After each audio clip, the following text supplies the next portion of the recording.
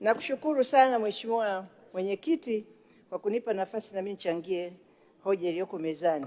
Kwanza namshukuru Mwenyezi Mungu kwa uhai, lakini pia nawashukuru sana wananchi wa Urambo na familia yangu kwa support wanaonipa ambayo imeniwezesha kufanya kazi mpaka wakati huo.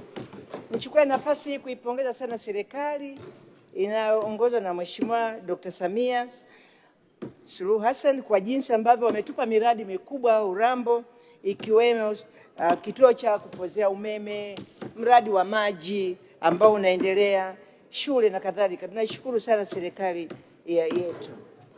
Mheshimiwa Mwenyekiti, pamoja na mazuri yote yanayofanywa, pamoja na TAMISEMI ambayo waziri wake Mheshimiwa Shemdoe anafanya kazi nzuri akisaidiana na manaibu waziri na wakuu wa idara wote, kwa kweli pamoja na shukrani, lakini bado tunarudi kwao kwa ajili ya maombi maalum kwa niaba ya wananchi wa Urambo. Kwanza, sisi kama Urambo tunategemea sana kilimo, na kilimo hasa cha tumbaku, mahindi na kadhalika. Kwa hiyo tunahitaji barabara imara vijijini. Kazi ya TARURA ni nzuri, lakini tunaomba iongezewe, ipewe uwezo zaidi ili barabara za vijijini ziweze kubeba mazao yetu kuyapeleka kwenye soko.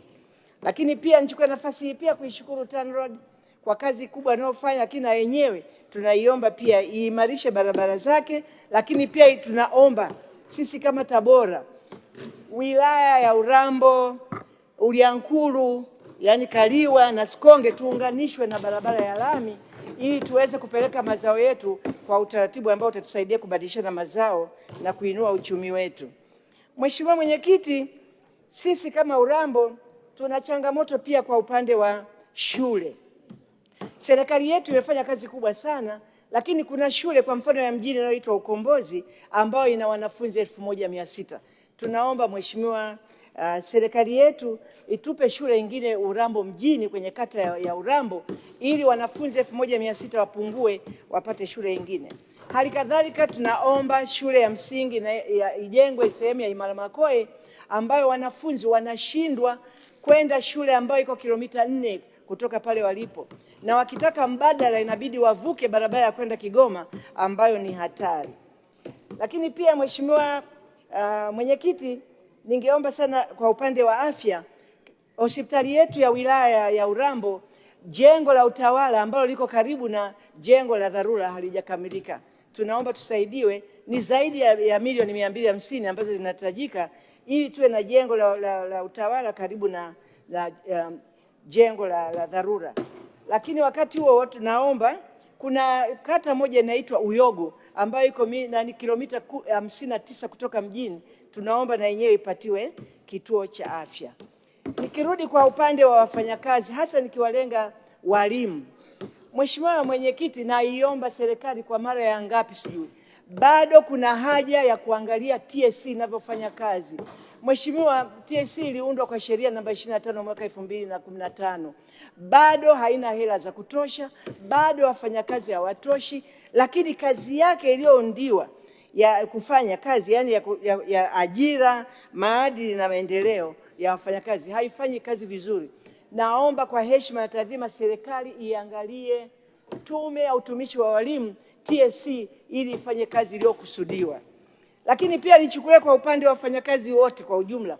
Naomba sana walimu na wafanyakazi wengine wa afya na kadhalika, wanapomaliza muda wao wa kazi, yani wanapokaribia kustaafu, wanapata tabu sana kwa sababu mishahara yao inakuwa haijarekebishwa, hasa wale waliopanda madaraja.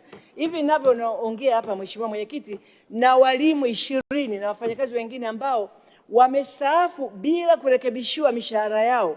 Kwa hiyo inawapa shida sana wakati wa kupata pension.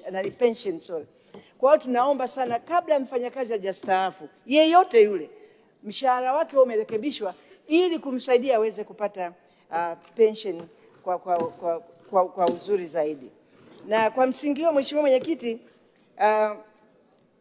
kuwaacha wafanyakazi wanahangaika baada ya kufanya kazi kubwa ya kutumikia ndani ya nchi yetu inakuwa sio vizuri. Wasaidiwe waweze kupata haki zao kwa wakati mwafaka.